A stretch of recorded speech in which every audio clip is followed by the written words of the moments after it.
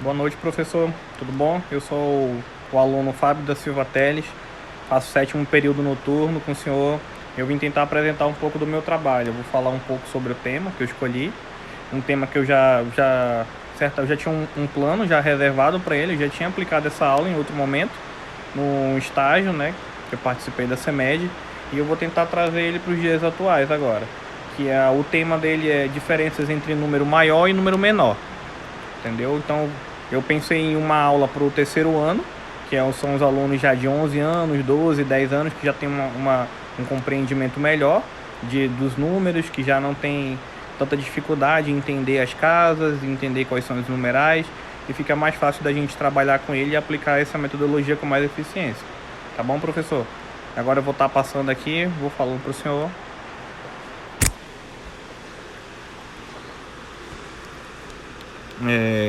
Essa é a apresentação, né, que eu programei, vou tentando explicar para o senhor. Na primeira parte aí, o tema, como eu já tinha falado, né, a diferença entre número maior e número menor. A habilidade que ela representa na BNCC é resolver problemas com diferentes significados de adição e da subtração, juntar, acrescentar, comparar e retirar. O objetivo geral disso é comparar um número maior e um número menor e encontrar a diferença entre eles a partir do cálculo convencional. Os objetivos específicos disso é comparar quantidades reconhecendo a diferença quantitativa entre o maior e o menor, utilizar estratégias pessoais e o cálculo convencional para encontrar a diferença entre as quantidades. O conceito-chave disso que foi pensado é a comparação mesmo, comparação entre quantidades por meio de situações problemas. Essa apresentação, esse plano de aula foi pensado para fazer em 2 aulas, né?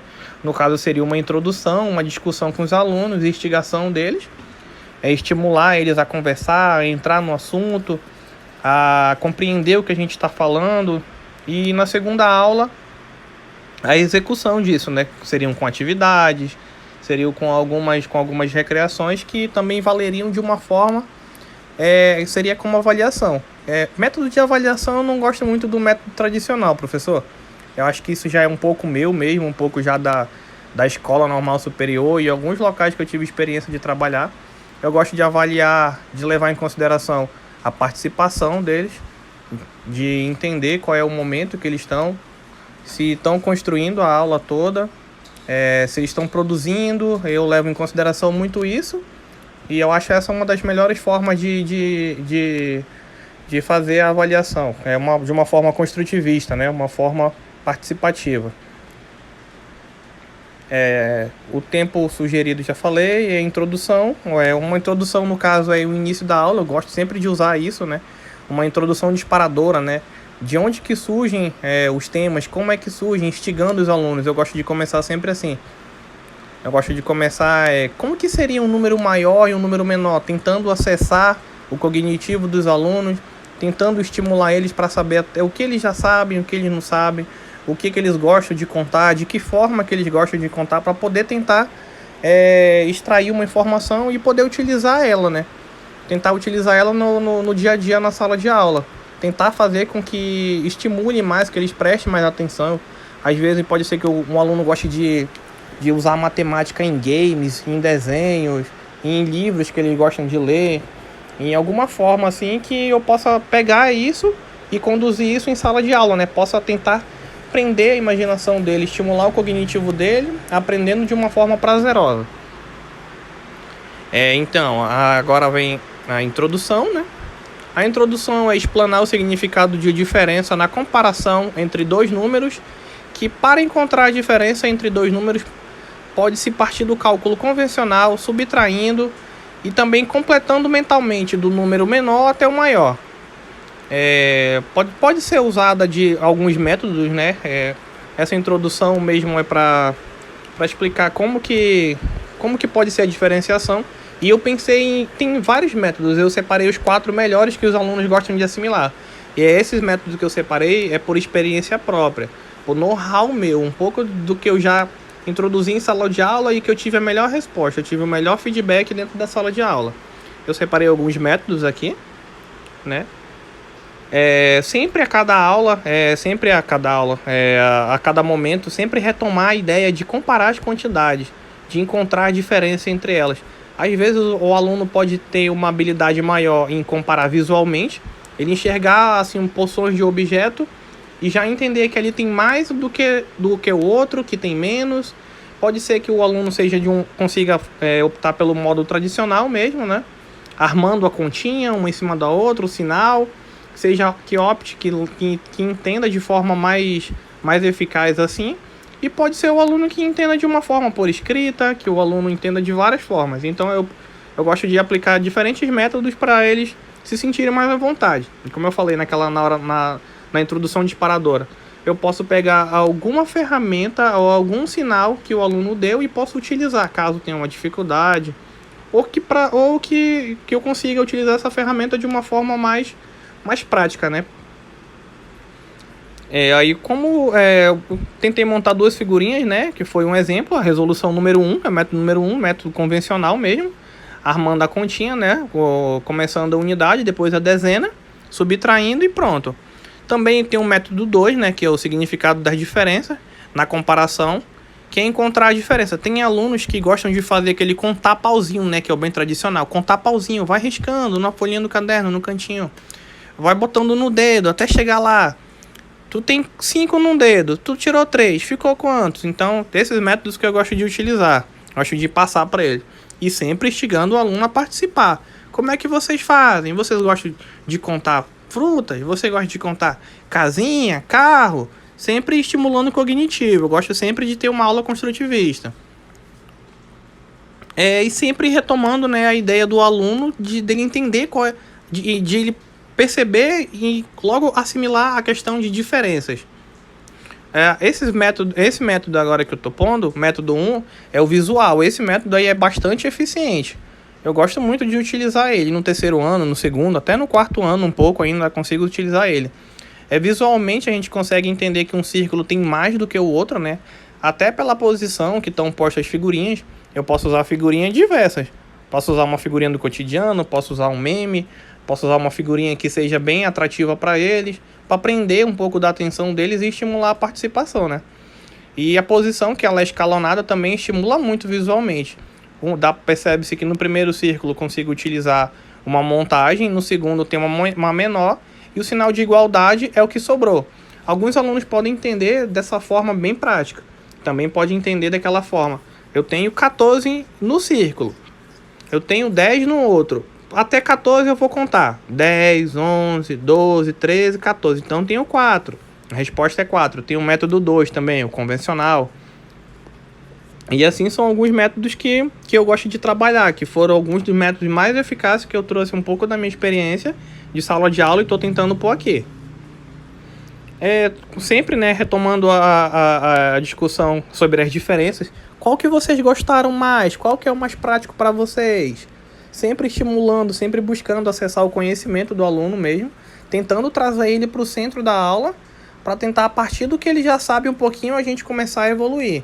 Essa é uma aula que também peguei, essa parte também peguei do material dourado, que o senhor gosta muito de usar, né, que indicou, e muito prático, muito cognitivo esse material. Essa parte eu consegui fazer essa resolução de lá, que é a questão da resolução contando, né?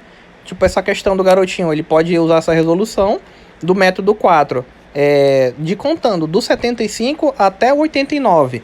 Aí ele vai contando 76, 77, até chegar ao 89, que dará 14, que é o resultado. Também tem uma gincana que eu consigo subtrair, que ela é muito eficaz também. Sempre eu gosto de, depois de cada exercício dele, debater sobre se eles entenderam na sala de aula, como é que eles conseguem levar isso para o dia a dia deles, tentar botar exemplos que está bem explícito no dia, tentar utilizar o conhecimento dele mesmo para estimular essa questão. E tem uma brincadeira, uma gincana, que ela é feita de fichas, né?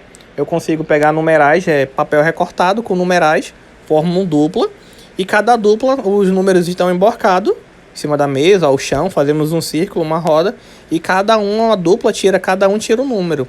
Aí o número tá de 0 a 100, né? Tem números de 0 a 100, e cada um aluno da dupla vai pegar o número, vão separar, a gente vai anotar no quadro qual que é o número do aluno 1.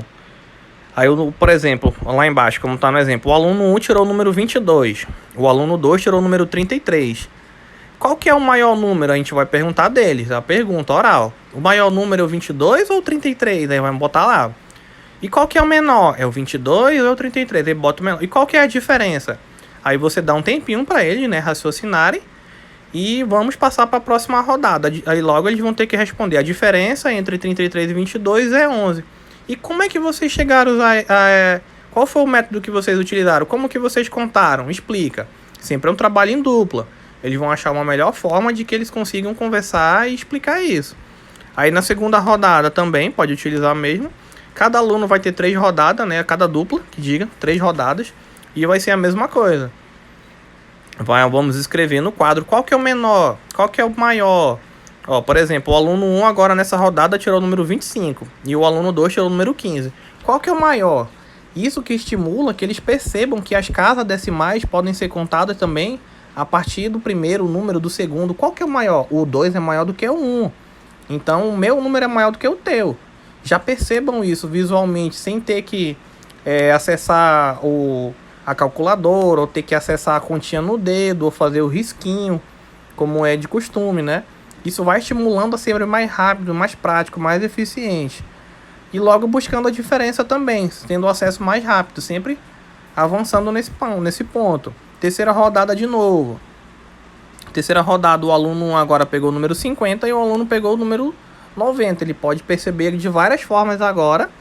O numeral 9, na casa decimal do 9, estou no 90. E o meu coleguinha pegou 50. Então o 9 é maior do que o 5. Logo eles vão entender que o maior número é o 90 e o menor é o 50. E qual que é a diferença? A chave dessa atividade é eles entenderem como é que eles vão chegar na diferença. Se eles vão subtrair, se eles vão contar, se eles vão fazer risquinho. Aí é que é legal deles fazerem dupla e estimular esse trabalho.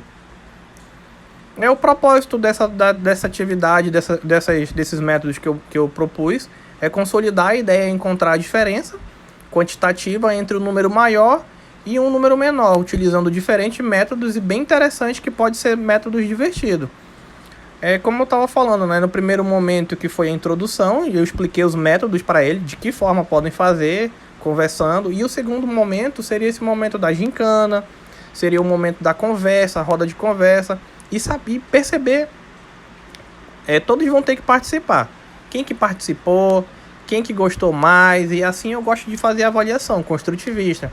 Partindo deles, nesse momento eu preferiria não fazer uma prova tradicional escrita, considerando as atividades que eles fizeram, o aprofundamento, as falas, a participação das gincanas, e assim partindo para a avaliação.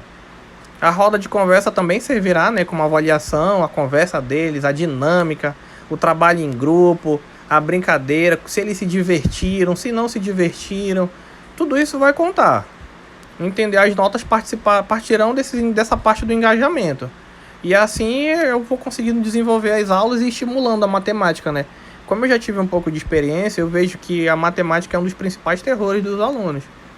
E dessa forma eu acho que eu conseguiria desconstruir um pouco esse medo dos alunos e estimular eles a ter uma aula mais divertida, a aprender com prazer, com alegria, e assim fazendo um ensino mais interessante. Professor, muito obrigado. Essa foi uma aula inovadora. O material que eu tive de apoio foi o material dourado, principalmente. Expertise que eu já tive em sala de aula, planos que eu já tive montado próximo disso, me apresentando. E eu tentei inovar um pouco nos métodos, tá bom? Muito obrigado, professor. Boa noite.